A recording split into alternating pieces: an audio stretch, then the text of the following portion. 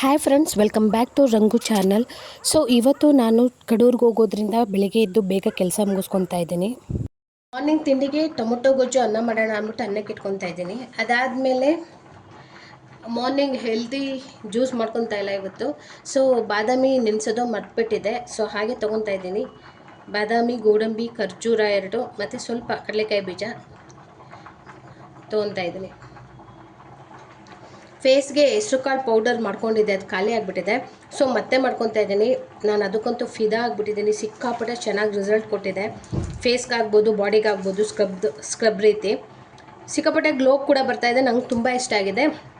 So ಮತ್ತೆ ಮಾಡ್ಕೊತಾ ಇದ್ದೀನಿ. ಇದೇ 1 ಕಪ್ಪಲ್ಲಿ ಹೆಸರು ಕಾಳನ್ನ ರುಬ್ಕೊಂಡಾದಮೇಲೆ ಇದೇ 1 ಕಪ್ಪಲ್ಲಿ ಅಕ್ಕಿ ಹಿಟ್ಟನ್ನ ಇದಕ್ಕೆ ಸೇರಿಸ್ಕೊತೀನಿ. ತುಂಬಾ ಚೆನ್ನಾಗಿ ರಿಸಲ್ಟ್ ಕೊಟ್ಟಿದೆ. ತುಂಬ ಒಳ್ಳೆ ರಿಸಲ್ಟ್ ಬರ್ತಾಯಿದೆ. ನನಗಂತೂ ತುಂಬಾ ಖುಷಿ ಆಯಿತು. ಸೊ ಈಗ ಇದನ್ನು ಗ್ರೈಂಡ್ ಮಾಡ್ಕೊಂಡು ಬರ್ತೀನಿ ನಾನು. ಸೊ ರುಬ್ಬ ಆಗಿದೆ.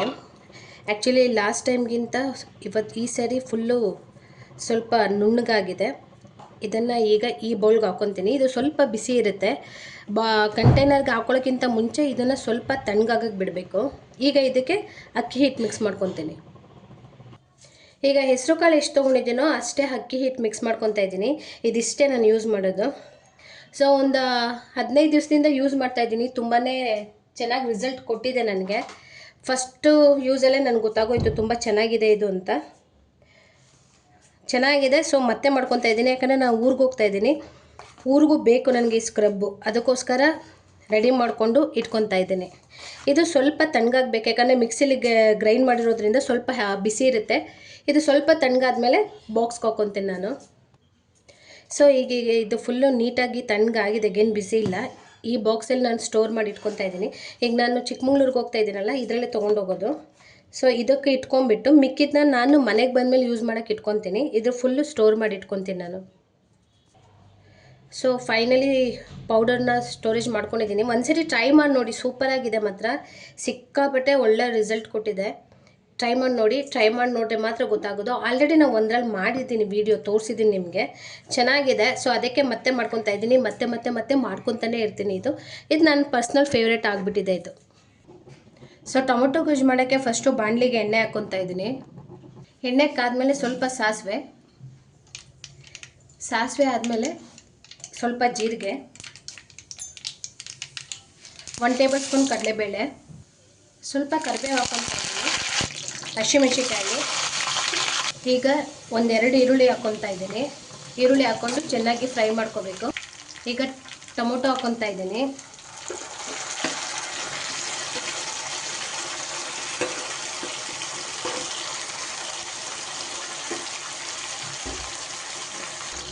ಇವಾಗ ಈಗಲೇ ಎಷ್ಟು ಉಪ್ಪು ಬೇಕೋ ಅಷ್ಟು ಉಪ್ಪನ್ನ ಹಾಕ್ಕೊತಾ ಇದ್ದೀನಿ.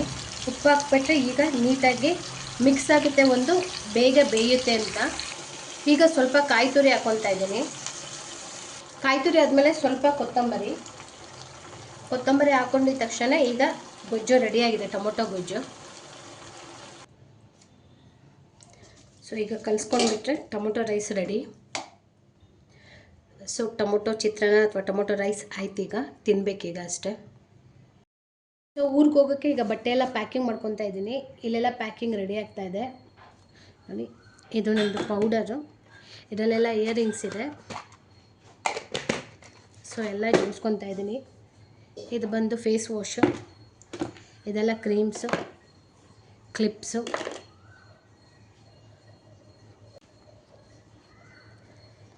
Cream, sunscreen. ಇದು ಸ್ಟಿಕ್ಕರ್ ಪ್ಯಾಕೆಟು, ಅಂದರೆ ಸ್ಟಿಕ್ಕರ್ ಇದೆಲ್ಲ ಸ್ಟಿಕ್ಕರ್ ಪ್ಯಾಕೆಟ್ಸು. ಇದೆಲ್ಲ ಲಿಪ್ಸ್ಟಿಕ್ಸ್.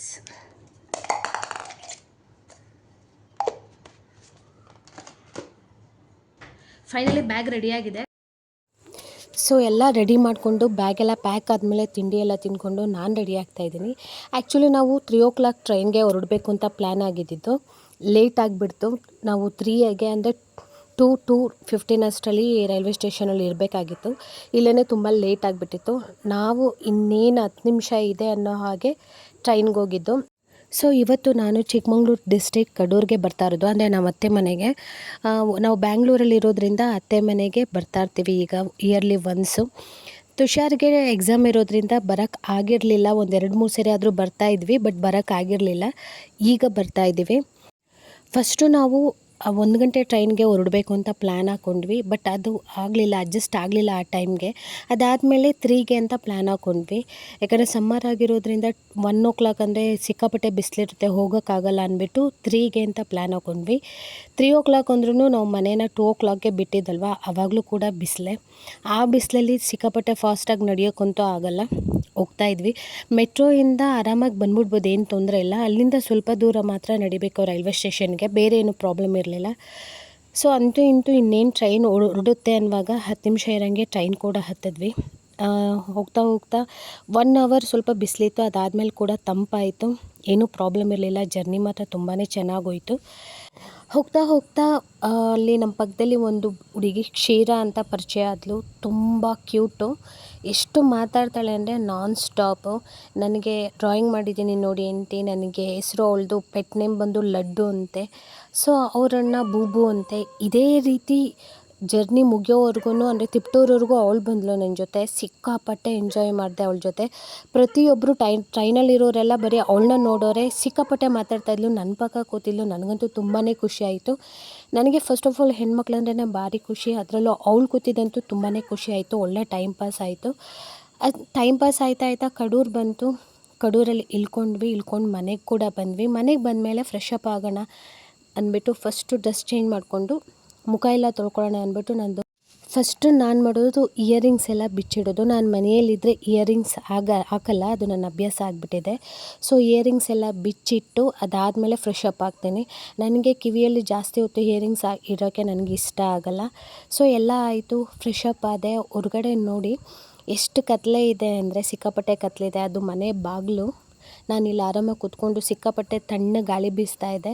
ಹೊರಗಡೆ ಅದು ಬೀದಿ ಲೈಟದ್ದು ಬೆಳಕು, ಇನ್ನೆಲ್ಲ ಫುಲ್ಲು ಕತ್ಲೆ ಇದೆ ನೋಡಿ. ಬೆಂಗಳೂರಲ್ಲಿ ಕತ್ಲಾದ್ರೂ ಎಲ್ಲ ಕಡೆ ಒಳ್ಳೆ ಬೆಳಕು ಜಗಮಗ ಅಂತ ಇರುತ್ತೆ, ಬಟ್ ಇಲ್ಲಿ ಈ ರೀತಿ ಕತ್ಲೆ ಇರುತ್ತೆ. ಸೊ ಊಟ ಮಾಡಿದ್ವಿ, ಊಟ ಮಾಡಿಬಿಟ್ಟು ಬೇಗನೆ ಮಲಗಿದ್ವಿ, ಯಾಕಂದರೆ ಟಯರ್ಡ್ ಆಗಿತ್ತು. ಬೇಗನೆ ಮಲಗಿಬಿಟ್ವಿ ಅಂತ ಹೇಳ್ತಾ ಈ ವ್ಲಾಗ್ನ ಇಲ್ಲಿಗೆ ಎಂಡ್ ಮಾಡ್ತಾಯಿದ್ದೀನಿ. ಈ ವ್ಲಾಗ್ ನಿಮ್ಗೆ ಯಾರಿಗಾದ್ರೂ ಇಷ್ಟ ಆದರೆ ಲೈಕ್ ಮಾಡಿ, ಸಬ್ಸ್ಕ್ರೈಬ್ ಮಾಡಿಕೊಂಡು ನನ್ನ ಚಾನಲ್ನ ನೋಡಿ. ಸಬ್ಸ್ಕ್ರೈಬ್ ಮಾಡ್ಕೊಂಡು ಆದಮೇಲೆ ಬೆಲ್ ಬಟನ್ ಪ್ರೆಸ್ ಮಾಡಿ ಅಂತ ಹೇಳ್ತಾ ಥ್ಯಾಂಕ್ ಯು, ಬಾಯ್.